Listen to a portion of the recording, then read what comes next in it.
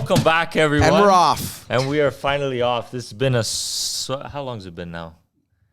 A couple weeks, so we haven't even hit one up. Like 4 weeks. Oh, wow. boy. Okay. Lots of school or what? Yeah, a lot of exams were failing. Yeah. But anyways, episode 29, super happy, especially happy because we got an amazing guest today that we've been trying to connect with for some time. So it's awesome to have you here. How'd you even find me, man? Instagram. Well, yeah, obviously. You just stalked the Instagram. Yeah, I was stalking. No, I think I saw you through Matt. Yeah. I know you did some stuff with him. Me and Matt have gone all over to Bahamas, I've Miami. seen those videos. You guys did some really cool stuff. Cool stuff. That was fun, actually. Yeah. That was really fun. With Holly and stuff? Yeah, the Bahamas one was really cool, except if Matt's watching this, he flew out for like less than 24 hours. So I landed. Oh, yeah. He had to go sell a house when he came back. But of course. I landed in Bahamas. Yeah. And within 3 hours, we're already filming this, I think it was like a 10,000 square foot house. It was big. I'm exhausted. Yeah. And then the next morning, I have to wake up for sunrise, which is about 5:30. Oh, wow. And then me, Matt, and Holly have to go and film again for like 3 hours, and then Matt leaves. Wow. Like, within like 24 hours. It was good though. It was a fun trip. Even Holly's awesome. Yeah. It was awesome. Yeah, that was a fun one. That was a fun one. But well, yeah, so I found you through there, and I know we tried to connect way back, and we were like all over the place. We were like, we didn't even know how to run a podcast at the time. We were just running around. So I'm glad it's now. Now you got the Roadcaster. Yeah, now we're proper setup. We got colored cables. We're not screwing around.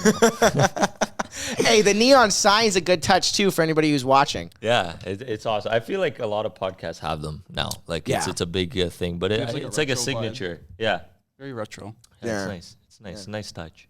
Than a plain sign. So in case we're boring, at least they look at the sign. Oh, Samuel, is your last name? You pronounce it Miele, or how do you say it? Holy crap. You got it right. I got it right. Okay. Well, Italian. I'm genuinely impressed. Yeah. It's a good like coffee the dishwasher machine. brand. It's a good coffee machine too. Oh yeah. Well, Americans just say Miele, and I grew up saying Miele too. And then my dad explained to me it's Miele. Yeah. Miele. So Is your father's side Italian? Yeah, both sides. Antonio. Antonio. Nice. Yeah, my mom's American. Okay. So I have my dual. Thank God. So during COVID, man. I didn't have to get vaccinated. I could just go right over the border. Yeah. You know, nice. No problems. Nice. That's awesome.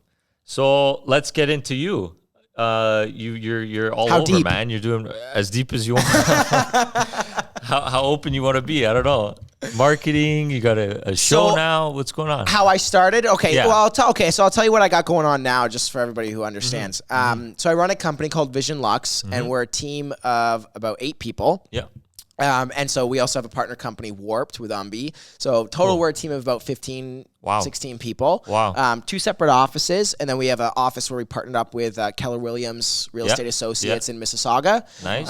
And then on top of that, running the company there, we work with some of the top teams in Niagara and Toronto, trying to work our way into bigger ones and bigger ones. For sure. And then we also work with a couple of hotels in Niagara Falls and in Niagara in general. Nice. And then I also have a TV show. Yeah. But I started same thing, podcast, 2 years, did 88 episodes. I believe it's 88. Yeah, once a week.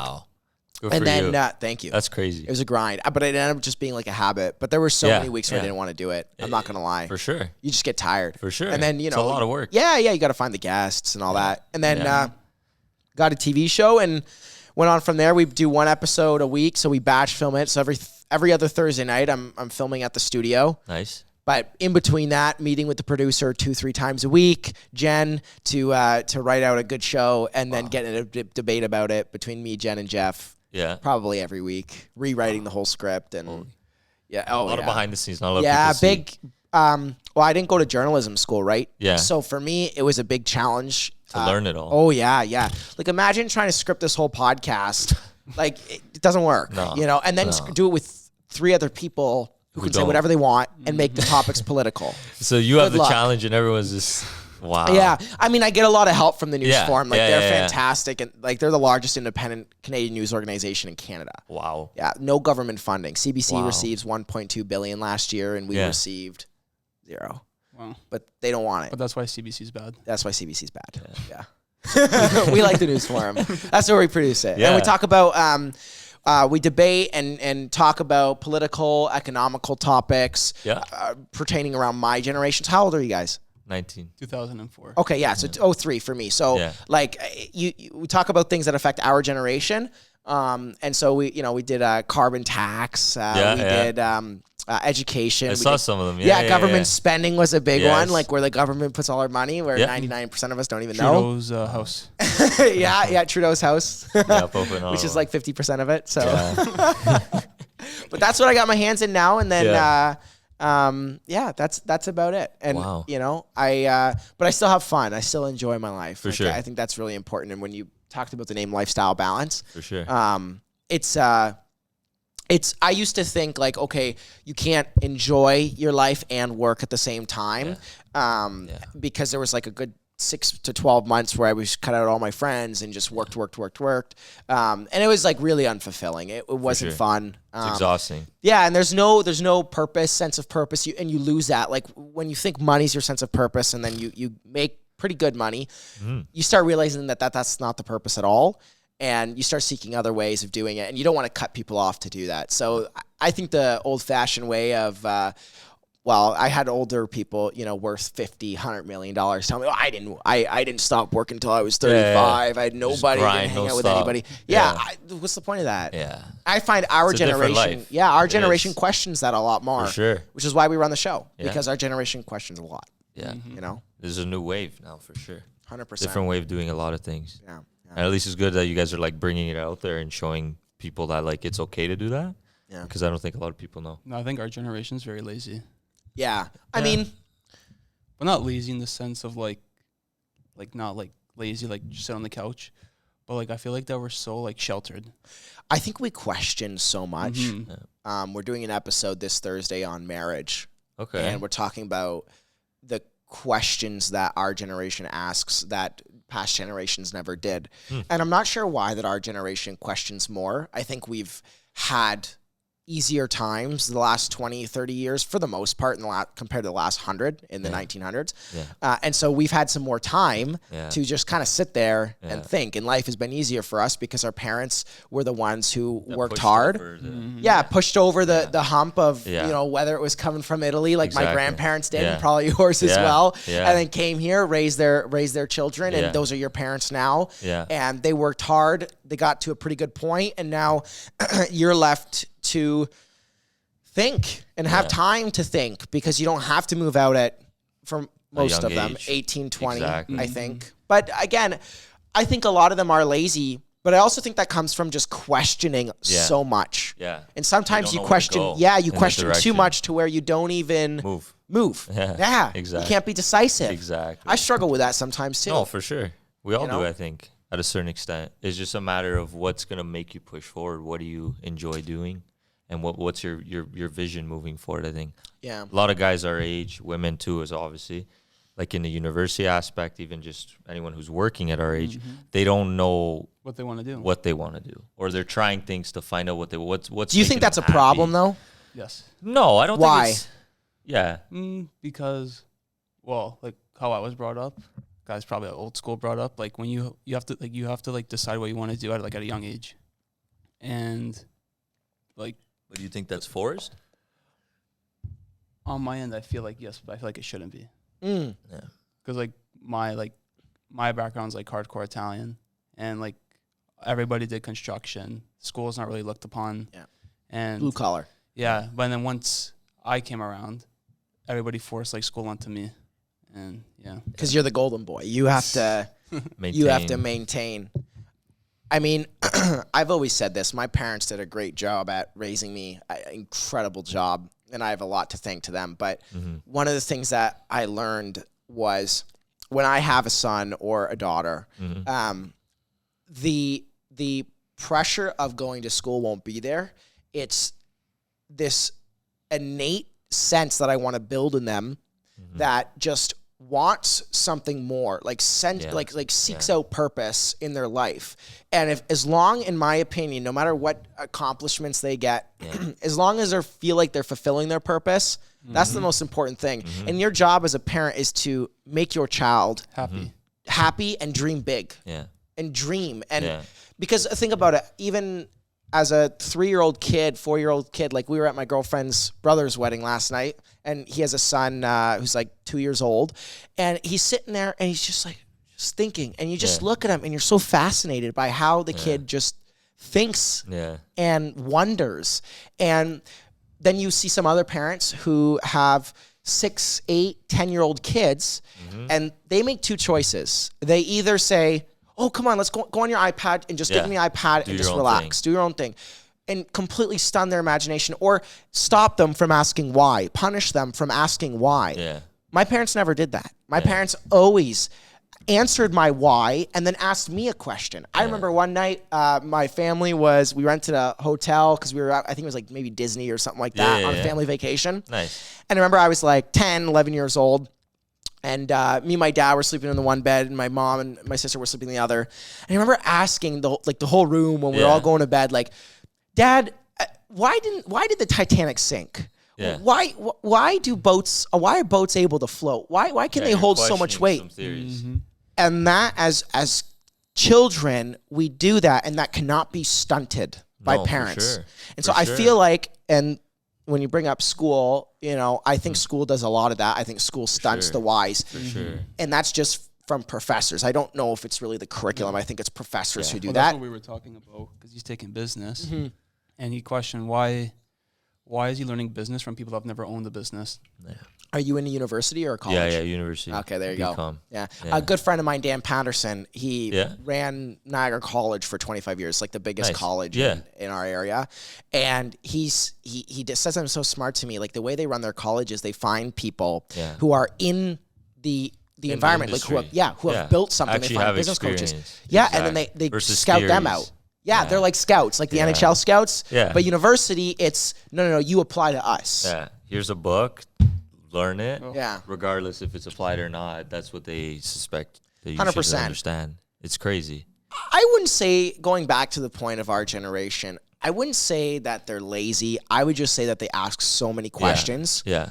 And sometimes, like, I find this, me and Julia talk about this a lot, where we'll go back and forth and, like, just trying to be decisive, and we both get frustrated when we can't be decisive, because it is frustrating. For sure. But you're looking at so many different sides of how something can be taken or how to make a certain decision that it can be overwhelming. And I think that's the spot at which our generation is at, of which some choose to just make a decision and just do it anyways, even though it doesn't make sense, or just kind of stay in limbo. Yeah. And they just need that one person to push them. Right? Exactly. And for me, that was my parents. That's awesome. But for some other people, they don't have that. Yeah. Right? Or their parents want them to be more, not a safe route, but like a more, Because like, if I told my parents I'm going to drop out of school and do this full time, give me a shot to the head. Yeah. Do they trust in you, though? I think they do. For you to be here this long, yeah. Yeah. Yeah, 100%. Yeah. Like, do they see your work ethic? Do they see that you... Oh, yeah. Like, every day at school, I'm like 5 hours just of notes. Okay.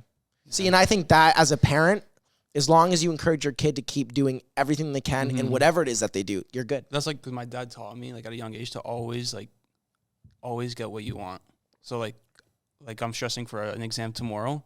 I think I need like a 70 on it to pass with an A+. And like, it'll drive me crazy all day until I get that A. Good for you. Yeah. See? And that's what you need. You need that itch to, like, push you forward. Right. And I think parents play a big role in that. For sure. And to go back off of your point there, when you have somebody to push you that way, like it's crazy, because I have so many friends myself that we know of that, they're in business, they do business school, or maybe they're not in business school, but they see us, for example, or they see other people doing things at our age, and they're like, oh, that's great, but they don't really know what they want to do. They don't really know where they're at, what they want for their future. And it's like the best thing I would always say to them is you just got to try. Whether you failing from what I've experienced is good. If you fail, it's probably the best thing that could happen to you. I also think that's why it's important to surround yourself around people in life that consistently push you in that way. So like, I'll have buddies who, for example, I got this one buddy who, unfortunately, him and his girlfriend just broke up after like 4 years. And so he's like really trying to find himself, because when you're in high school with somebody for that long, that's tough. Like, out of it, it's a little easier. Yeah, there you go. Been there. So I grab breakfast with him. When he's here, I say, okay, let's grab breakfast. 8 o'clock in the morning. 8 o'clock in the morning. Gotta wake up early. I'm like, we're grabbing breakfast at 8 o'clock in the morning. He's like, okay, all right. Because there's that mutual level of respect. And then, we'll, like, when I go down there, because he's in school, but 2 hours away, when I go down there, or I have a shoot down there, I'll meet up with them, or my buddies, and, just like ask them, what are you doing? what do you like? What's your passion right now? Like, what's it keeping you up? What's waking you up? Exactly. A lot of the time, they don't have a lot. Yeah. And so you just got to be that person. And I think that's where you make the biggest impact in people's lives is just being that person that's constantly following up on the little things. Yeah, you're not going to make them do it, but you're going to follow up and you're going to show that you're interested in what their life is like. You're going to show that you're interested in how it becomes and what comes from it and what they're doing right now to earn that. For sure. You know, and that's what a good friend does. Yeah. Yeah, absolutely. Yeah, it's true. I try to model that. It's tough, but I think it also comes from a sense of genuine curiosity as well. Yeah. Right? Being genuine for sure is the biggest thing too. 100%. Not in a fake way, you know. It's like us. Yeah. We talk every day. Play Fortnite every day. Oh, I got to get a PS5, man. It's bad. It's bad. Julie's nodding her head saying, yeah, I'm going to say she's not going to like that. Yeah. I get so hooked though. Like, it's fun. But on the point of lifestyle balance, that kind of stuff. That's what gets us going. It keeps us talking. It keeps us connected. Yeah, and you gotta like find other avenues other than just work to connect with people. For sure. Because I find a lot of the time it'll mess with. It'll burn you out. Yeah, 100%. 100%. It's true. It's true. Well, the biggest thing I want to get into, Samuel, is did you go with Samuel or Sam? Sam's fine. Sam, okay. Yeah. It's like me. It was like Alexander, Alex, Al. It's like it doesn't matter. I'll take Samuel, but Sam's. It's like so like formal. Easier. Yeah. It's like formal, okay. you know. Okay. I feel like that's normal. Like, if, you know, I'll say Jules instead of Jules. Yeah. Everyone has a name for someone. Yeah. It's cool. Like coach. Yeah, we call each other coach. Yeah. Long story, but Sam. How did you get, like, why marketing? That's what I want to know. How did you get into marketing I'm a born creative freak. I love that. I get on a call with a client, and within 20 minutes, I come up with 5 different ideas on what to do. Wow. When did it start? Okay, so when I was around, 14, 15 years old, I was making vlogs on YouTube. And I remember filming with my iPhone 7. I had a vlog channel. I watched Casey Neistat all the time. Nice. So I tried replicating that. It was super cringe. I hadn't even hit puberty yet. Yeah, it happens. So my voice was really like this, and it was really bad. And then I started posting those. You know, high school did not take it too well. Woo. Yeah. Grade 9, it was like Super Sam, because that was like my name. Oh, yeah. And that's then, going to be the thumbnail, guys. Super Sam. Super Sam to Sam. I earned the right. So I ended up playing a lot of Fortnite back in the day. Nice. It started with Minecraft, and then I played a lot of Fortnite. And what I would do is I would edit me playing Minecraft, post on YouTube. Cool. Then I started playing Fortnite. So then I started recording and editing my own Fortnite clips and making videos out of it. Nice. Then I had a buddy, Chad, who I went to high school with, who actually, funny enough, I went to elementary school with. He left in elementary school for a couple of years and then came back. You guys would love him. And he hired me for $20 bi-weekly. No, so $40 a month. To do what? Oh, wow. To do like around 5 to 6 videos. No way. Per week for his gaming channel. $20. Yeah. Smart man. Oh yeah. I knew he was getting a good deal too. Wow. I knew it. And I remember going over to my one buddy's house, and his dad came into the living room and said to me, "Oh, so I heard you're working with Chad on the Fortnite clips." Hired. I'm like, yeah, like I'm getting $40 a month out of it too. And he's like, "Oh boy, like I feel like that's a rip off. Like you could totally get more." And I just looked at him and I said, "It's all worth it." Yeah. Like that's the experience. It's the experience. Mm-hmm. He didn't seem to get it. And not a lot of people do. So anyways, from there, I worked with Chad for a little while. We connected. I actually started I remember in science class one day, head down like this in science class, because that's what I was doing, either sleeping or on my phone during science class or most classes. And I was DMing gaming clans off of my Instagram account, Super Edits. Okay. And I was being like, yo, like, I'd love to make a free edit for you guys, like trying to get work, right? Yeah. So some of them I ended up getting like an opportunity for a free edit. They would send me their gaming clips. And this was, keep in mind, like 2017 to 2019, okay? So about 2 years. And that first year, I had basically taken those clips and put them into these engaging gaming videos and sent them back to them, and some liked it, and then they asked me how much, and I said $20 per video. Nice. Meanwhile, I spent like 5 to 10 hours on it. Oh. But it was worth it at the end of the day, right? I didn't want a normal job. And so I did about $1,100 that year in sales. How old were you? I was 15 or 16. Oh. Yeah. Good on you. Good on you. And then I did Air Cadets. I got a job at the Fish Fry. Nice. So I learned how to connect with people. Wow. And what you'll come to find out about my life story is from the fish fry to then McDonald's for a year, working drive-through, loving connecting with people. I learned that I was so good at connecting with people. It wasn't really, like I was good at editing, but I typically find with anybody, and I always encourage my buddies to do this as well, is find your primary skill and your secondary skill. And your secondary skill should allow you the opportunity to practice with your primary skill. So for you guys, say your secondary skill is, I don't know, editing videos, and you run this podcast to leverage your primary skill of talking to people, to engage with them, and then they trust you enough to then work with your secondary skill. And that's how you get them hooked in. Yeah. And so you gain their trust. Exactly. From Fortnite videos, I ended up cold calling. I had a church at the time that's paying me $800 a month during COVID. So this was now fast forward to about 2020. This was now, I was working at Sport Check at the time. I'd left McDonald's, went to get a job at Sport Check with my buddy Chad, actually. Nice. And so long story short, I ended up cold calling some churches, like 10 churches. Obviously realized like churches have no money. So I cold called a real estate agent because a girl that I knew that was friends with my buddy who just like golfed at this golf course said like, oh, yo, like you should totally try to get into real estate. And I was like, I don't know anything about it. You're like, I was like, whatever. What's that gonna do? Right? And then funny enough, like a couple months later, I actually have the DMs on my phone. I DM'd a real estate agent, Tracy Phelan, off of LinkedIn. This was 2020, April of 2020. Yeah. And I DM'd her and I said, hey, like this is this is what I can do for you. Like edit videos, shoot your home. I've never shot a home before. Yeah. Shoot your home listings. Yeah, all that kind of stuff. Make graphics. I'll do anything. Yeah. Well, she ended up responding after I said I'd offer 30 hours of free services. Wow. She said, oh, I think I really like the 30 hours of free services, LOL.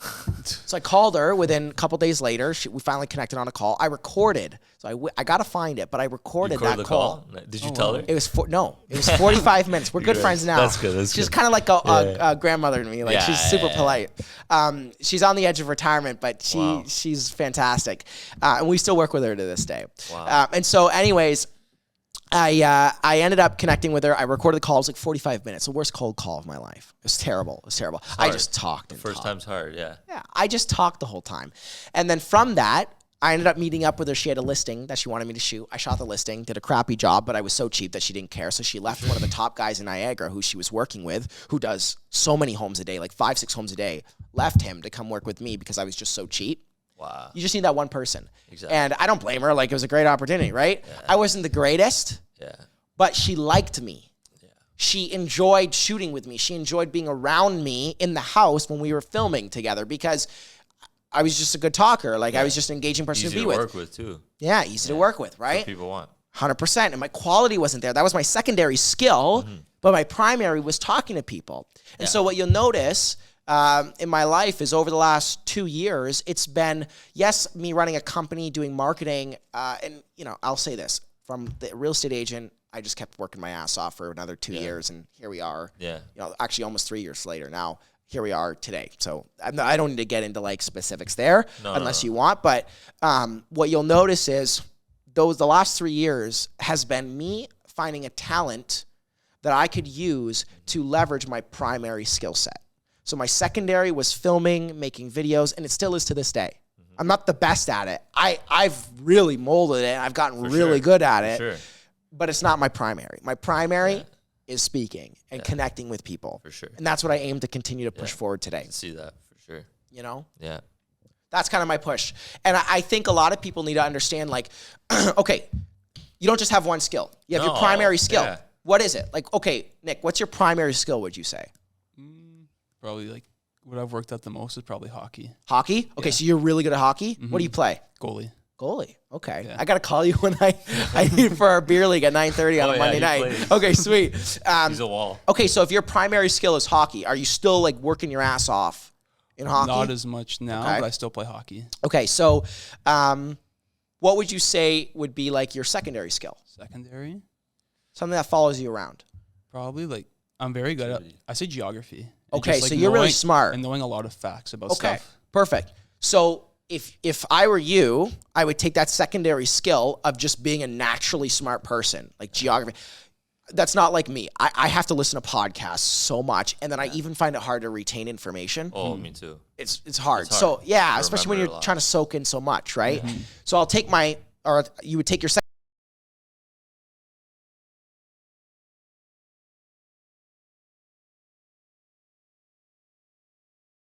people maybe in hockey when you're playing a beer league or whatever in the change room or whatever. Talk to the guy next to you and connect with him on something that he finds interesting, but that you can relate to and look like you know everything in. Yeah. And you'll make a lasting impression. I'm like, and then he'll go in his car after he's done changing and be like, damn, that kid was really smart. And that's how you can use your skills to make a lasting impression, right? So my primary was connecting with people. My secondary was just filming. Yeah. I used my secondary skill set, filming, to leverage and build my primary skill set. I'll give you another example. And I don't like cut me off if I'm going. No.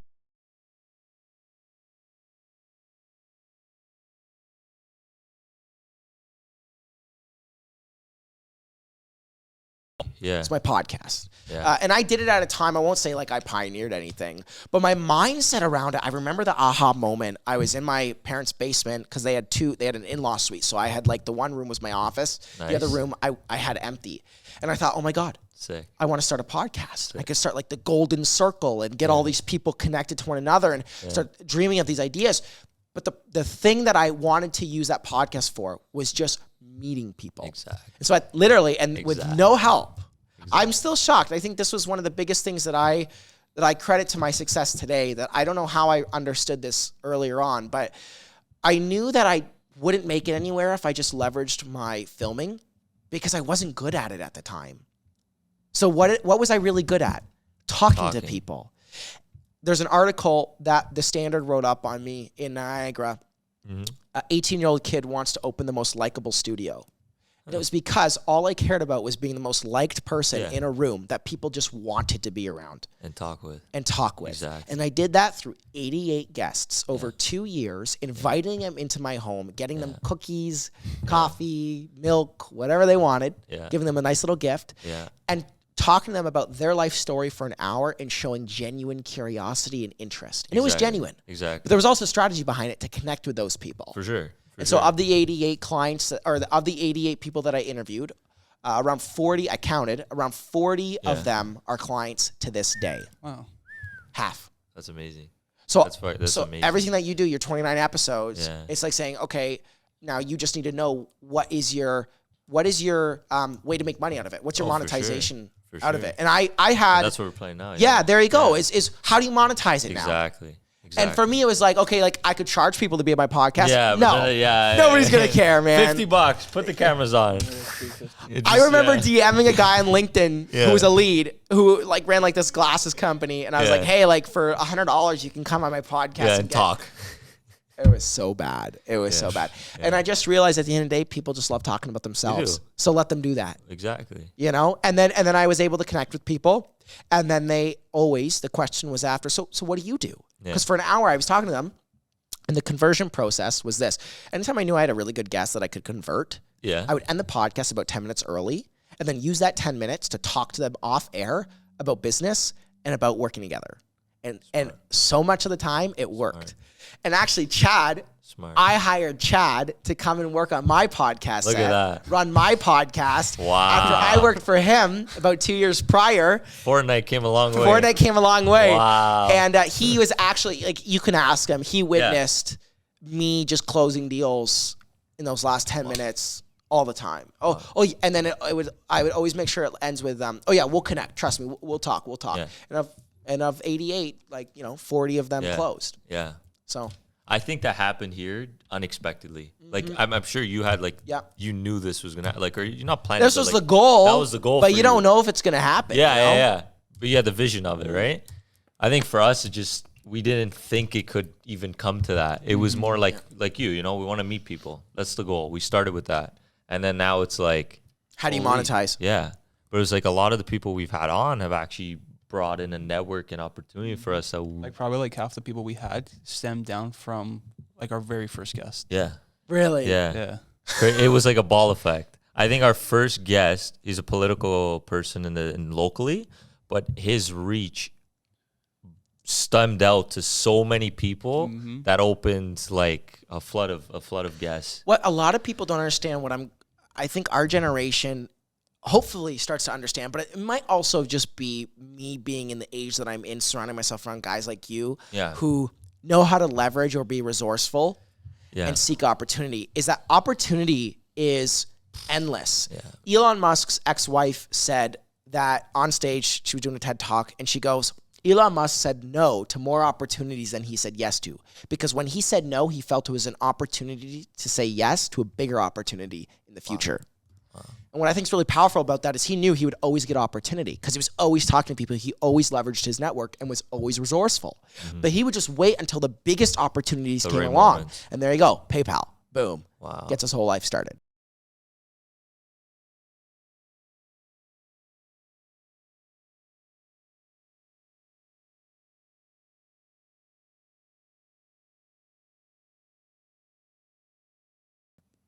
Really? You can still connect with people on a smaller level. Oh, yeah. Oh, yeah. Learn you even from a podcast alone. It builds from introvert. It can build you like in like me, so many I'm ways. not really a big talker. I can tell. No. That's why we're putting them on. There you That's go. the goal. And then it's like you just continue to break out of your shell more. And that's... I was talking with Julia about like not getting nervous. She asked me if I was nervous before this. Yeah. And I said no. And she was like, why? And I done 88? Yeah, 88. And I said, well, I used to do street interviews. That was like my I was going to ask you about that too. Oh my God. Yeah. We'll get into that. Ooh. But I did street interviews and it pushed me so far out of my comfort zone. That's crazy stuff. Like so far out. Yeah. And the rejection from oh my God. Yeah. And so when I did that, like that just built this resilience in me. Yeah. And it wasn't right away, Nick. Like it was. Yeah, it takes time. It's been years of me doing that. I've been doing street interviews for 2 years. So it's been a long time of me doing that to actually develop and build that level of confidence. Yeah. And it's still at the end of the day, like confidence is bullshit. It's just as you just gloss over like the nerves that might be deep down. You just walk in, chin up, chest out, and you're good. Yeah. You know what I mean? I don't know. It takes time. I think it's one of those things you're my second podcast person. There you go. Yeah. And that's huge. Yeah. And honestly, from the first one to now, you're talking way more. There you go. Awesome. Like, but that's how you push yourself, right? Exactly. Exactly. It's awesome. So another question I always wanted to ask you is, what like in rejection terms? You know, you're a young guy like us. Yeah. When you started all this, what was the feedback around the people around you? Oh, good question, buddy.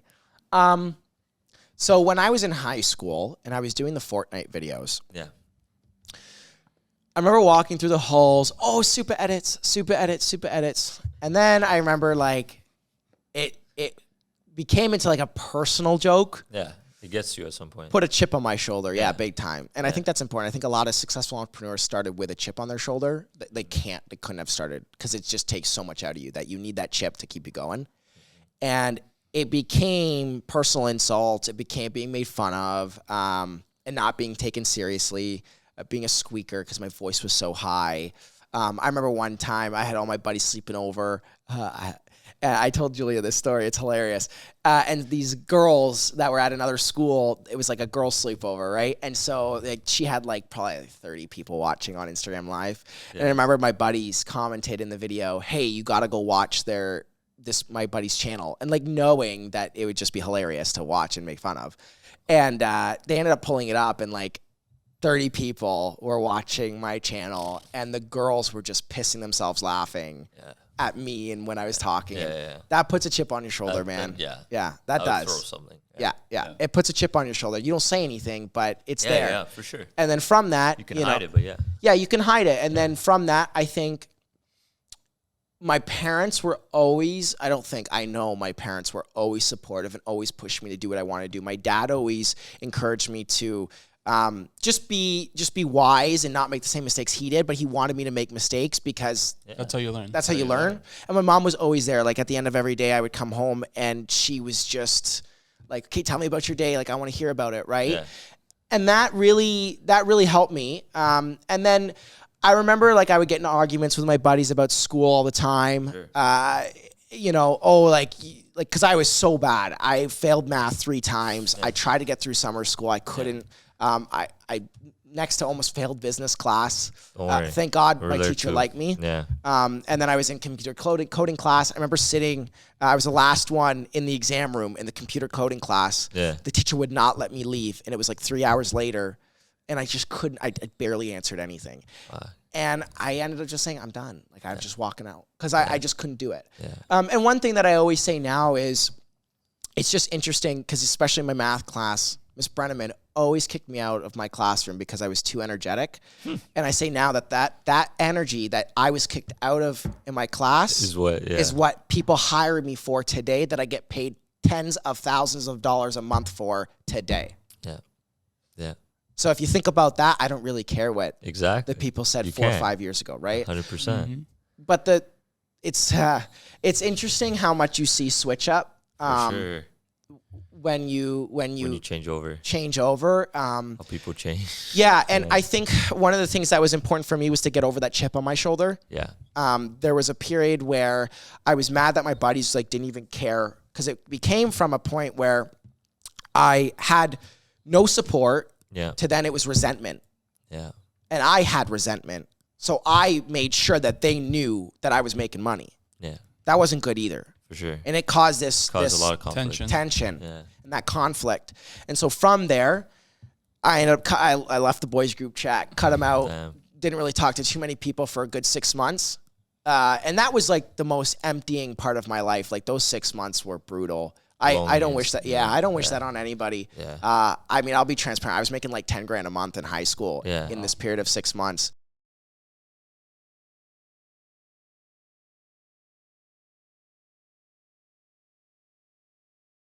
The end of grade 11, the last 2 months in grade 11, I hit that. And it was actually the most unfulfilling thing I had ever done.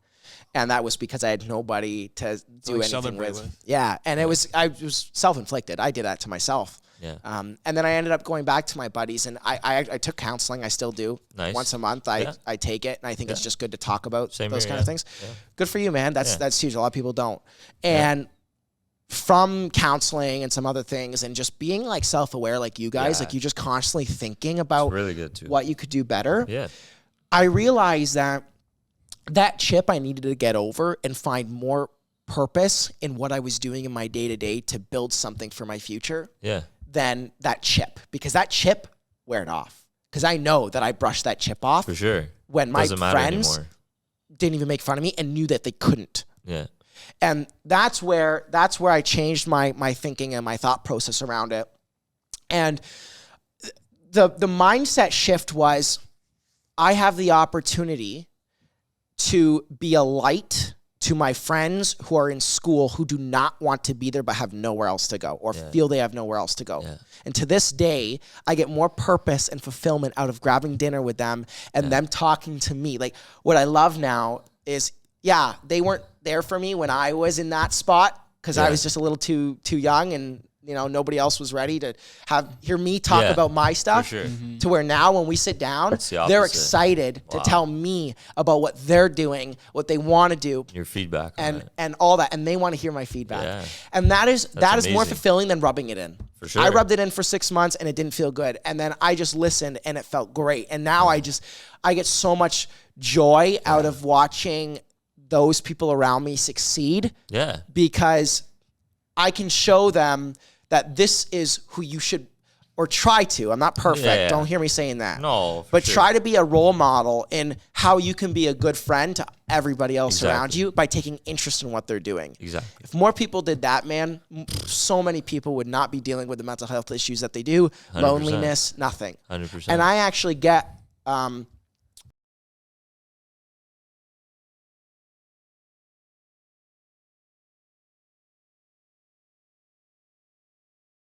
do that with as many people as I possibly can. Yeah. It's true. And that's where I find a lot of the joy comes from me. For sure. In what I do today. It's crazy. Because it's not money. Oh, no. No. And not even fame. No. Not that I'm famous, but it's you got a good following. Decent. Yeah. Yeah, not bad. I mean, when you're doing marketing, how could you not? But there's nothing wrong with that either. No, I do want to have it. As long as you don't, it's not your main focus, and but you're just doing what you love because you love it. Yeah, exactly. 100%. 100%. Exactly. That was a good question. Yeah. Well, it's always interesting to hear the side of that because everyone's come to a certain point in their life where they've done something, and then it's like, okay, well, what happened along the way? Who was there and who wasn't? You know, it's interesting and how you. A lot of people say like, I hate going on Instagram and seeing like the guys who are like, oh yeah, like nobody believed in me, and now I just. You are a sad person. Yeah. Now you are my jet. Yeah. You're a sad person if you got to do that. Really sad. And I just think, you know, why not instead of rub it in that you didn't have that help, be the help and show them how to help, and they'll learn, and that makes a bigger impact in somebody's life than rubbing it in. Yeah, and it's and more telling them they're wrong. Like you said. Yeah. Exactly. Because I wish I could tell you, man, that was like, I wish you saw, that was my biggest push, was to show people how wrong they were. Yeah. And the anger drove me to be as successful as I could. I mean, what kid at 17 is making 10 grand a month? Oh. That's like more than the teachers make. Yeah. And I said that to them too. That's okay. Yeah. When I graduated, they knew that, but it didn't feel like, I think about it now, it's like, that's so arrogant and so. Yeah. But you're also at a young age too, where like, you're not thinking. You're still a kid. Yeah. Anger drove me, and it's a very scary thing. But it is. Sometimes I fight with myself. I think if you want to be insanely successful within a year, you have to have a sense of anger to push you forward. For sure. But eventually, you got to deal with that. Yeah. So when I'm mentoring like young like co-op students and whatnot, I got a buddy Nick Coop who's 17 now, and he was in high school, and great relationship. He actually shadowed me for 6 months. I told him everything about my business, the money, the stress, the people, the employees, everything. And here he is 6 months later after his co-op with me for 6 months. He's making $4 grand a month detailing cars. Good for him. Yeah. So and now detailing, he's 18. nice. Yeah. Nice. And so I get fulfillment out of that. Yeah. And that's where you get your push and your drive from, you know? And it also goes to show like you can, like you're shadowing someone, but it doesn't have to be necessarily in the same industry. It doesn't have to be necessarily the same thing. You're showing them the process and the steps of what you did, and it goes towards everything. Business. You know what business is? It's talking to people. It is. That's all. And it if is. you can do that, it's sales at the end of the day, right? 100%. I think where I shifted my mindset a little bit more, like in the sales process, if I can give some business advice, for sure, was when I walk into a room, it's just to leave a lasting impression on the person. They don't need to know what I do. Yeah. I don't care. Exactly. But leave a lasting impression. Do you know how much business I've gotten from going to a networking event, asking somebody questions for a good 20 minutes, them then saying to their buddies, who is this guy? Who is this guy? Like, what the hell? Like, what? Yeah. I actually have a good story, if I'll tell it quick. No, I went to a networking event, and these two front teeth are fake. Okay? Oh, shit. I knocked them out when I was in grade 5. Oh, you're going to say you got in a fight. I wish. I would have lost, so that's why they would have been out. So they were fake, and funny enough, the day before I was going to this networking event, they fell out. Oof. So it was just stubs. So I was smiling, and I just had stubs for 2 front teeth. Close your lips sometimes. And and I went you're a hockey player. Yeah. People wouldn't believe it. I'm not 6 feet. And so I went to this networking event no matter what. And I can't tell you the balls to go to that networking event. I don't even know why I went, to be quite honest with you. But I actually thought, who wouldn't look at me if I had stubs for 2 front teeth and then ask me, what the hell? Wow. Who wouldn't? Yeah. I go to this networking event like this.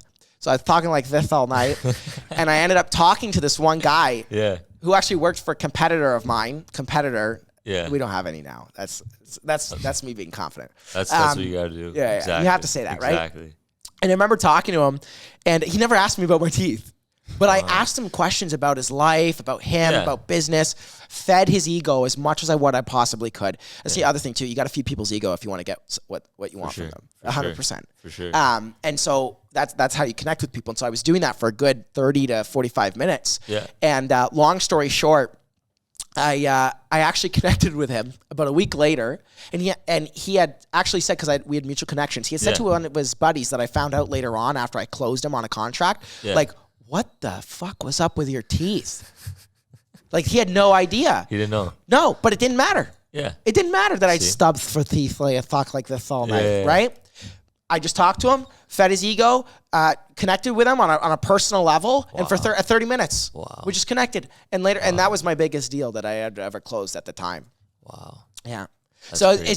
it's just so many people make excuses when they go out and network with people and whatnot. But when you want to like really connect with people, you just ask them about them. Yeah. That's it. Yeah. It's all. Yeah, exactly. You know? Exactly. It's crazy how far that goes. Big time. Yeah. Big time. Another thing I was going to ask, I know you mentioned it briefly before the pod, but when you did the podcast, you did 88 episodes. What was honestly the biggest thing you learned from it? Ooh, whoa, damn. You're stumping me here. That's Not an easy question, but because I'm sure you learned a lot, but if you had to take away one thing. Okay, you want to know? Yeah. I learned a lot business-wise and stuff that I couldn't tell you because it's so now ingrained in my subconscious that to pull it out, you'd have to ask me more detailed questions. Yeah. But the thing that comes from doing 88 episodes for an hour interviewing people on their life story is listening. Yeah. I learned how to listen, and I think I'm I'm not showing it on this podcast because I get to be greedy it's your and talk. turn now. You yeah, have my to listen. friggin' turn. There you go. There you go. I listen. Yeah. And I mastered, I would argue, the art of listening. Wow. And I think that's powerful. that got me very, very far. Yeah. Yeah, very far. And then to this day, I struggle with now knowing when to talk because now I have built up the knowledge, so I have to learn to talk. But listening and reading people was huge. And how to have a sense of empathy. That's something I'm still working on with the forum right now, and they're teaching me how to do that. But how to have a sense of empathy. I remember one of the toughest podcasts I did, oh my God. I interviewed a guy who shot himself 2 years ago as of December 31st in the head. Yeah, tried to kill himself. He's a vet. David Ward is his name. I think I saw this. Most emotional episode I've ever done in my life. Yeah. And I interviewed him, and it was no joke. It was in the late November that I interviewed him. Yeah. It wasn't even a year from that point to that he shot himself. And I did not know how to go about the episode at all. That's not easy. It's a tricky conversation. But at the time, I had done 60 episodes, I think. Yeah. And I just knew that, you know what, if I just go in listening and just being genuinely curious like you guys are, I'll have the best conversation and take so much out of it. And that was the most engaging episode or person that I've ever talked to in my entire life was David. Because he talked to me about his story and what led him to that moment. And then for about 20 minutes in the podcast, he took me through the last 5 minutes that his life almost ended. Yeah. And what was going through his head when he reached for his gun, when he put it up to his chin and he felt a deep voice, miles from behind him say, change the angle. And he changed the angle of the gun. And it missed his brain. And he called the police, and as teeth were shattering out of his mouth, the police came, and within weeks, he was bandaged up and ready to go. And from doing stories like that, you learn to listen. For sure. I don't just talk about business. Yeah. You can learn a lot. You can listen to people when it comes to business, but I love hearing people's stories because business is secondary. If you know business, you learn as you go. For sure. You learn from people as you talk to people. It's not something, unless you make a conscious choice to do it, you won't learn from people. Yeah. So you just have to talk to those people, and then you'll learn. I like that. And from this episode, I just learned, listen, be empathetic, and show your genuine curiosity. Mm-hmm. And of 88 episodes, that was what I got out of it, was just to listen.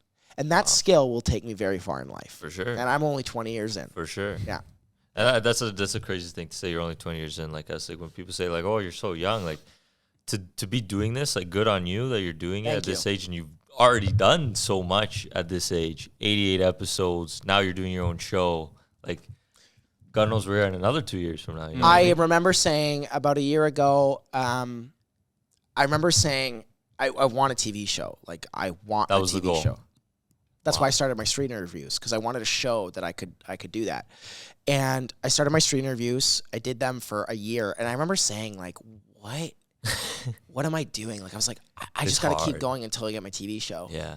And 6 months later, I got the call. The owner of the network actually went to the church, connected through my dad. My dad kind of knew him. Wow. But didn't really. And the guy actually came up to my dad and was yeah, I saw your son do some street interviews. Da, da, da, da. A lot of people in Niagara have seen me do my street interviews. I do them a lot now, and people say oh, I think I've seen you before. Da, da, da. Yeah. And they connected, and literally within 6 months after that, I got my show. So that's why my podcast was 2 years long. And I started filming my show. Yeah. And I remember saying, like, I want a TV show, and I will not stop until I get that. Yeah, that drive.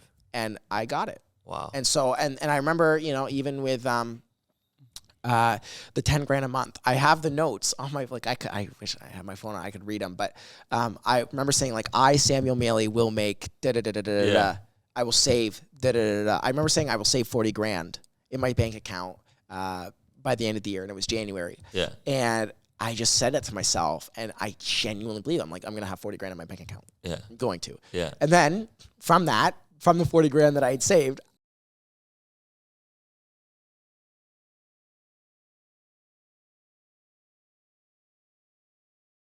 yeah. And I think it just comes from a level of confidence that you consciously build in yourself. Yeah. Like, Nick, you want to be a good speaker? It's not going to come by just sitting on the couch watching soccer. Yeah. Mm-hmm. It's going to come from doing stuff like this that makes you genuinely uncomfortable, and you didn't even want to come. Yeah. Right? Like, that's where you're going to get it. It's the conscious effort to make and spark change in your life that will push you and push you and push you to be a better person. And eventually, after that conscious effort happens enough, it becomes ongoing and subconscious. It's natural at that point. It starts up here and then it comes back here, and then it just becomes natural, right? Crazy. And you build that habit. Crazy. And I think that's one thing, like, I learned that, you know, over the last couple of years, but listening was the big one for me in my podcast. Yeah, that's a big challenge for sure. I say, like, especially now, like, we've done a lot of guests that are, it was more at first, it was quantity. It's like, get the numbers, That was learn. me too. You know, I was I'm like, not even joking. I need this guy. You work at a shawarma place, no problem. Let's go. Come on, let's go. Like, it didn't matter. But now it's like, okay, we got to learn about how we're going to listen to specific people. And get, like, quality people. Exactly. Well, you guys had Nimanaz? Yeah. That's insane. He was awesome. That's Really, so cool. I showed Julia. Yeah. I was like, yeah, he opened for Gary Vee. Like, that's so sick. Yeah, he's getting recognized big time. I think, like, Drake's even looking at his stuff now. It's pretty big. But even him, like Nimanaz, I remember seeing his posts years before he even got recognized by Gary Vee. Yeah, way before. I didn't listen to his podcast with you guys, but he probably talked about that. And for years, I remember him pushing for that. And he got it. Oh, he did. And I remember seeing it being like, holy shit, like, this guy actually, he made like, it happened. Yeah. It's, like, insane. Yeah. Now, I think he's about to move to New York, he was telling us. Like, it's crazy. Wow. Yeah. That's incredible. It's insane. It's a genuine guy, too. Like, he came on, gave his time. It was Got awesome. him a pizza. Oh, did you really? That doesn't surprise me. It was so funny. We got him to sign some posters. Come on. Yeah. Hey, why wouldn't you? The guy's going to be big, man. No, yeah, we believe in him. Hey, where's my pen and paper, huh? Yeah. Hey, coach, come on. You tell him that. Come on, coach. Let's go here. That's joke. Awesome. So now you're doing the show, though. Tell me, Sam, like, what's the end goal with it? What do you think moving forward? So the business I love. Yeah. I love running my company. Yeah. I love the people that are in my company. It's a small business. I don't know what, like, a small business. I think, like, I thought my business was small when I was in high school. I think the one that we have now is pretty good. Big. But yeah, but like 15 employees is a lot to handle too. This one's a lot. I'm like, oh my God. But it's not to, like, I met Frank Stronach. He owns Magna. Yeah. Yeah, it's worth like $6 billion. Yeah. No more, I think, like, some huge. He's like top 10 richest in Canada. Yeah. So actually way more than 6. And like, he's like, oh yeah, run a small business, 300 million a year. I'm like, small. like, okay. Yeah. Like, different that's type of small. Yeah. Just a different level. Yeah. But for me, like I said, what's my primary skill? Yeah. Talking to people. Mm-hmm. It's, and so I love building my company. It's a challenge, and that's what I love about it every day. Yeah. But for me, like, the end goal, if you ask me anything, is to run a show that connects with people, that has productive debate, and shows how to have good conversation. We've had, like, honest to God arguments on our show. I've seen some, yeah. And it's ended fine. They still, after the cameras are done, the arguments is fair. Arguments are over. It's fair game. Doesn't create conflict. Right? Doesn't create conflict. It's a way to have good conversation. Yeah. And from that, I need to learn more about politics. Like, my end goal is to be prime minister. I said that since I was grade 8. We'll and vote. maybe that'll change. I don't know. But yeah, you should vote. As long as 100%. Trudeau's out. Yeah. Hey, listen, I want an interview with Trudeau, so I'm not going to say Yeah, nothing. We'll cut that out, Coach. We'll cut that out. Let's No, record you that. can keep it in.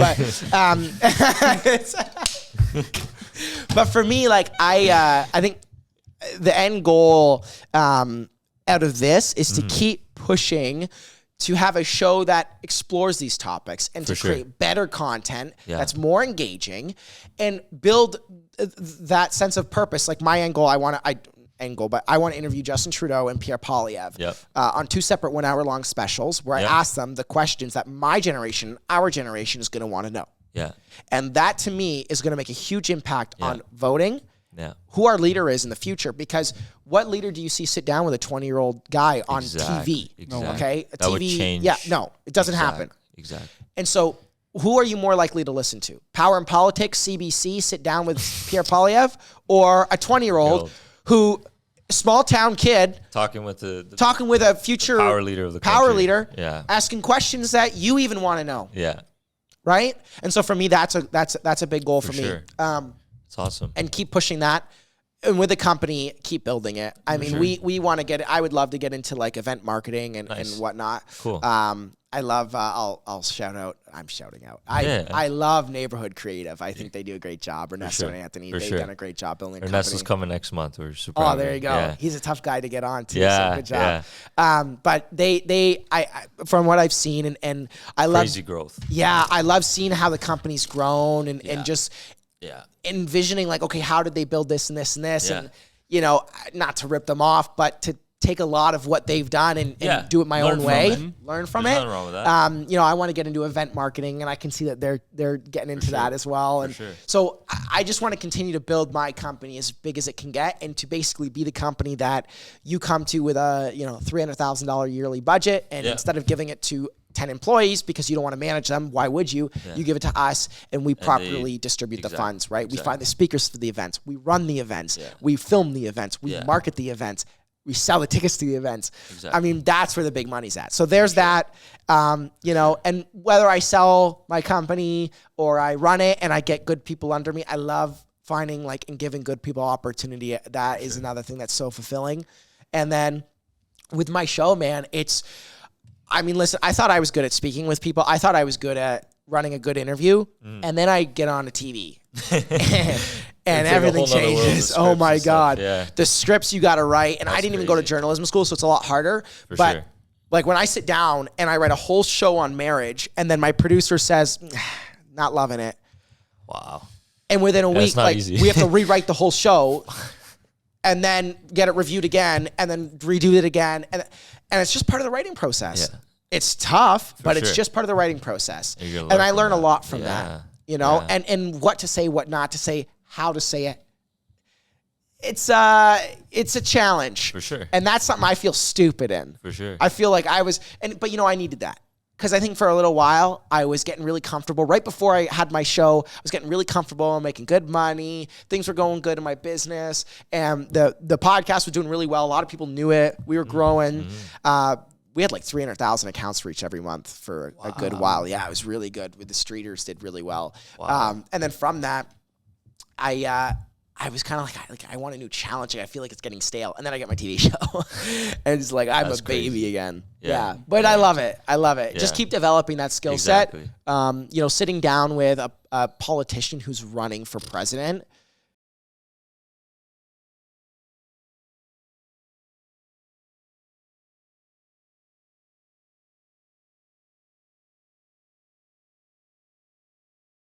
Want the reputation of like, you know, doing the Streeters. Like I could have always done this, gone to bars and asked girls like how many kills they have. Like that would have gotten 50,000 likes per episode. Like it would have blown up. And I made a conscious choice to not do that because that's not the reputation I want to build. It's not what I want to do. It's not my interest. I'm not in here for views. And a lot of people are. I'm in this to build a good reputation and to make a positive impact and change. Exactly. I think that's big. Yeah. Social media. Social media makes it too easy for people nowadays. Yeah. Like you guys, it's insane. Yeah, you guys could probably get like 3 girls on this panel and do like a debate, like who's better, men or women, and it's literally just clickbait and blow up. Men versus women. Yeah, like, and there you go, and that's what social media is now, and it's not productive at all. Yeah, I get entertainment, but I don't want to be that. You don't learn anything from it. Yeah, no, exactly. And I don't think that makes a big impact. And I don't think you're building any network that way either. You're not. I wanted to be the guy. Like, this is you want to know? Like, I would consider myself accomplished if I could walk into a room worth a couple million in a room with billionaires, okay? And be respected on how I built my career. Because at that level, that's what those guys care about. Yeah. Not, oh, you did this, and like leveraging or making fun of celebs. Like, that's not it, Exactly. And so, like, that's a tough thing, though. Because sometimes I'm like, oh, these guys are doing so well. Yeah, it kind of drags you in a bit. It does. It does. It's I've hard. been pulled in, for sure. But my network pulls me back for out. sure. Oh yeah. Oh yeah. Same. Yeah. It's crazy. Especially when you're talking about guests trying to come on a podcast, it's a tough decision to make. Which is a question I wanted to ask is, how did you, like, what was your vision when you were getting the guests you did come on? How did you go about it? It started as, who could I get as clients? Yeah. So, like, who has money? Yeah. Who do I want to build a relationship with? And it's funny because, like, Andrew Perry's a guy that I'm good friends with. Amazing guy. Yeah. Super and, nice. Great guy. Super and, like, nice. we're great friends. Like, really close. And he's been a good mentor to me. That's awesome. In my business. Awesome. Especially in the early stages. Now we shoot the shit. It's a lot of fun. We play hockey together. Oh, yeah? Yeah, I chirp him. Sick. I love it. It's great. Is he good? Oh, yeah. Actually, he's better than the average. Yeah. Okay. Well, what's average? I don't know. So we'll just leave that assumed. Exactly. And then it kind of evolved into me wanting to find good stories because my business was built up enough to where I was like, this is boring. Yeah. It's getting too easy. Exactly. And then I was like, I want a challenge. So the challenge was like doing stuff like David Ward. Or I interviewed a guy who wrote 8 books. He was a doctor on cruise ships. Wow. Yeah. The stuff he saw. Woman swallowed cocaine bag, popped in her stomach, tried to make her survive. Commercial cruises? Yep. Like cruises. Like you go on a family cruise. Yeah, like the Royal Caribbean type. Yeah. And, suitcases full of human remains. Oh, my.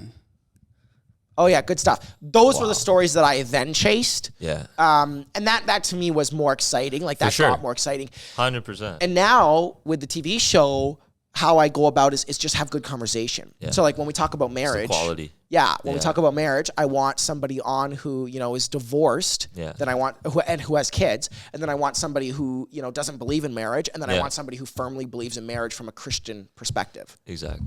Bring them in a room. Let's talk. Yeah. That's crazy. That's a good idea. That's crazy. And that's how you have the productive conversations from there. For sure.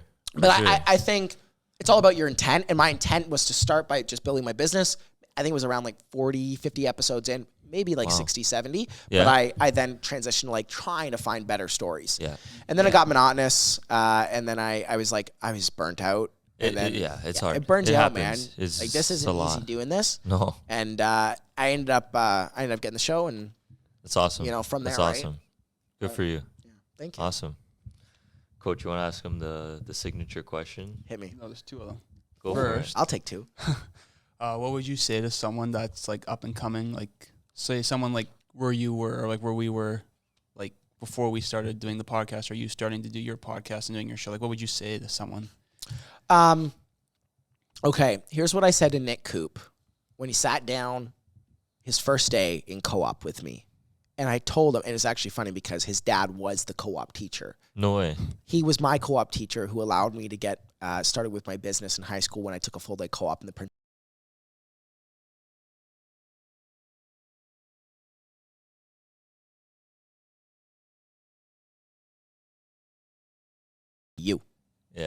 You make a conscious choice. And I think when people figure that out about themselves, they realize they either get the scare that, okay, life is what I make it. Yeah. Or they're just not at that stage yet in life, and they're like, okay, whatever. Yeah. And they just keep doing what they're doing. Yeah.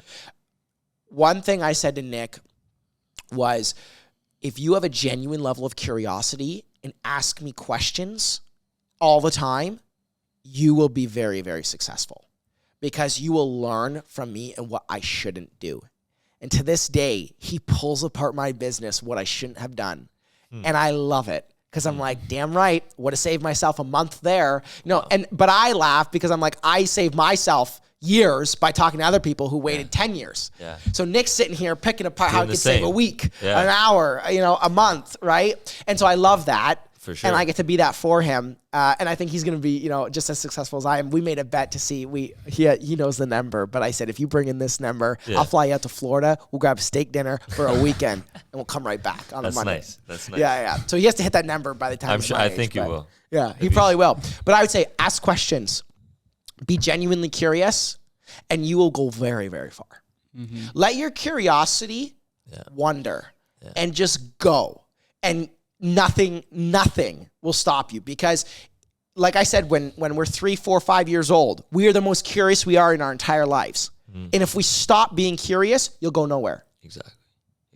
Unfortunately, some people, it gets extinguished. Yeah. Don't let that get extinguished. You guys obviously have a form of genuine curiosity in you. Allow that to go so far. And people will laugh at you. I remember people laughed at me when I was asking certain questions like, okay, time and a place. And maybe there wasn't time and a place to ask political questions at a hockey game. Okay. I get it. But I was genuinely curious. Don't let I'm going that to ask stop the damn you. question. Exactly. Don't let it stop you. Yeah. People call you weird. Yeah. But they'll also say that this guy wants to learn. Yeah. Ask questions, be genuinely curious, and you're good. Exactly. You're good. And I said that to Nick. Love it. Yeah. Love it. And now you're saying it to another Nick. So our last question is like, how do you balance your lifestyle between the show, between your girlfriend, between playing hockey, all of it? How much time do we have? It's an ongoing thing for me. So here's what I look at, what I have in my life, and I have to think about it black and white a little bit because otherwise I get too overwhelmed. I have my work. Mm-hmm. I have my show. Mm-hmm. I have my family. I have my social, personal life, and then I have my girlfriend. And I have these 5 things. They're right now they're all equal to me, but I thoroughly enjoy obviously spending more time with my girlfriend and my family than I do a lot of the time working. But I also get a lot of joy out of working. It's just the stress sometimes can get a lot, right? Mm-hmm. Yeah. And so for me, what I'll do is to balance is, I try to work a 9 to 5. I try. I'll get up really early, like 7. That's really early, but I get up at 7. I'm in the office by maybe 7:30, 8. Nice. And then from there, I'll work till about 4, 5, or 6 o'clock. And then typically like Julia's off work. If she's not, then maybe I'll go and like work at her work. It's another excuse for me to work. So. Or I'll go home and I'll have dinner and I'll talk to my parents. And, sometimes I don't see my parents as much. So like I try to see them and I don't want to. Put the time. Yeah, I want to put the time into that as well. Yeah. And then for my TV show, that's a balance, man. It's tough. Like weekends is where I find help. Like, typically maybe like my girlfriend works in the morning. So like I'll work in the morning, pump out a script or as far as I can get. And then when I'm driving, I'll listen to podcasts on the show that I'm doing so I can learn. Yeah. And then that way I don't have to, I don't have to be working when I'm with people trying to enjoy myself. Yeah. And then I'll meet with my producers like 2-3 times a week. So that'll really help me like center in, be like, okay, this is the direction we're headed, Late nights, that's my TV show. Middays, days is my business. And then obviously my social life. I say this, one thing, I'll tell you this, and this isn't specific to me, but I think you're doing it wrong if you're working 80 hours a week. Mm-hmm. I don't know. Maybe people can debate me on that. I'd love to debate on that, but I'd debate on that. Yeah. Yeah. Because I did it and I got very far and I was to the world more successful, but I just told you that I was making $10,000 a month in high school at 17 years old and was not happy, was not fulfilling. Yeah.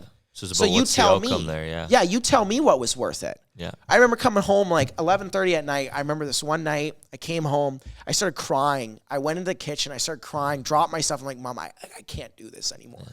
Like, I'm so done. And I had so many of those times when I just get completely burnt out. Yeah. And, sometimes I question myself. Am I arrogant for thinking I'm only 20 years old? I'm not, a billionaire yet. Yeah. And I haven't done anything really special yet. Yeah. So I can't stop. I need to keep. Maybe I am. Maybe I am arrogant. But I think in life, and maybe arrogance the wrong word. I think in life you have to be a little bit selfish sometimes. For sure. And Yeah. until you And that's hard choose, to learn. until you choose to be selfish with Yes. what you want to do, Yeah. you'll never do it. Exactly. There's guys 67 years old who still work hard and they never do it. I have a client of mine, my first client ever, has ALS. Unfortunately, he's going to pass away in about a year. Wow. And sorry to hear that. yeah, and he's like 65. He ran his own business, worked at a big company before, retired, then ran his own business. You know, sometimes I think like, was he selfish? Did he say like, I'm going to do what I want to do? I don't know. Yeah. Until you make a conscious effort to do that, Yeah. you're never going to do it. And why is it an age thing? Yeah. Like, why is it an age thing to make the conscious effort? Okay, when I'm 30, I can make the conscious effort to chill. Yeah. I kind of realized that as like I kept telling myself like, oh, when I hit this goal, I can do this and make this conscious effort. No, because then I hit that goal and you still don't. I still didn't want to because I still pushed didn't it feel off. like I deserved it. Exactly.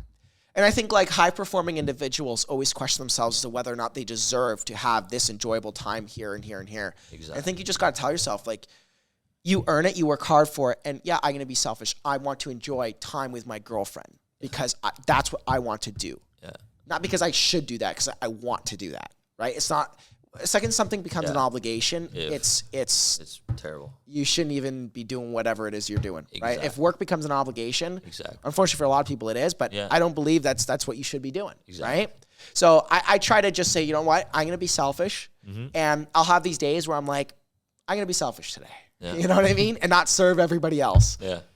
But it's a balance, man. And I'm sure that 60-year-olds who have made it in life listening to this are going to be like, this kid doesn't know what he's talking about. Maybe I don't. I don't know. I'd love to debate the 80-hour work week, though. For sure. That'd be a fun one. I think a lot of people would have something to say different in so many aspects. Everyone has their own opinion on that. It's crazy. 100%. It's crazy. Absolutely. Awesome. This was awesome. How long did we go for? I'm curious. An hour and 15. Sorry, Julia. I love talking. I don't get to talk very often. I think you guys got like 4 questions in or something. Yeah, but it really answered everything. Yeah. So. That was awesome. I go on tangents, but like I said, I listen a lot. So Awesome. I think for me, I try to, as I listen, as I gain more wisdom, I kind of say to myself, I've earned the right to maybe talk a little bit more in these types of conversations 100%, here and 100%. there to be able to shed my thoughts on it. Especially when you've spoken to so many people and you're doing that, I think you have a lot to say. Yeah, as well, right? yeah. I actually calculated it. I've interviewed over 1,000 people. Wow. Between streeters, between everything. podcasts, show, everything. Wow. I calculated it because there was a point I was posting the streeters twice a day, 7 days a week for about 6 months, and then my algorithm started to hit, so I started doing once a day. Yeah. 7 days a week, and I did like once a day with my streeters and once a day with my podcast. So I was technically doing 2, but I learned that lesson. But yeah, I've interviewed a lot of people, talked to a lot of people, and I think that's where you consume the most amount of knowledge. Exactly. I have college professors who I have as friends. Wow. And they're concerned for me because they don't think that I'll like learn the discipline and whatnot. And I hear them. I do, because school keeps you disciplined. But I think when there's that sense of purpose and you find that sense of purpose, you find the discipline through that. 100%. 100%. There's other ways of finding discipline other than school, I think. Absolutely. 100%. Your life. I'm kind of glad we didn't get into the whole school thing. Yeah. I mean, we can easily talk about it. Yeah, but it's like... It's...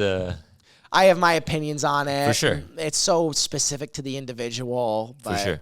I don't know. Yeah. It's very personal based on everyone's situation. It's crazy. I would say if I'm going to end it with this is ask questions, be genuinely curious in our age group, and you will go very far. Yeah. And let your imagination take you. Just let it go. Because I did, and look at what happened, right? Anybody can do it. I always say to Nick, I'm nothing special, right? I just let my imagination go, and thank God my parents encouraged me with that imagination, right? Yeah. So that's my sweet spot. Yeah, that's my sour key. Thank you. Thank you, guys. I that was appreciate awesome. it. You guys can find there we go. My Generation on the news forum. When can they watch it, Sam? Appreciate that, man. So it airs every Thursday, Saturday, and Sunday night at 10 p.m. Beautiful. On Bell everything. Rogers everything. We have ads on Fox and CNN and MSNBC. Yeah. That's sick. Yeah. Congrats. Yeah, so Awesome. if you see me on CNN, don't think.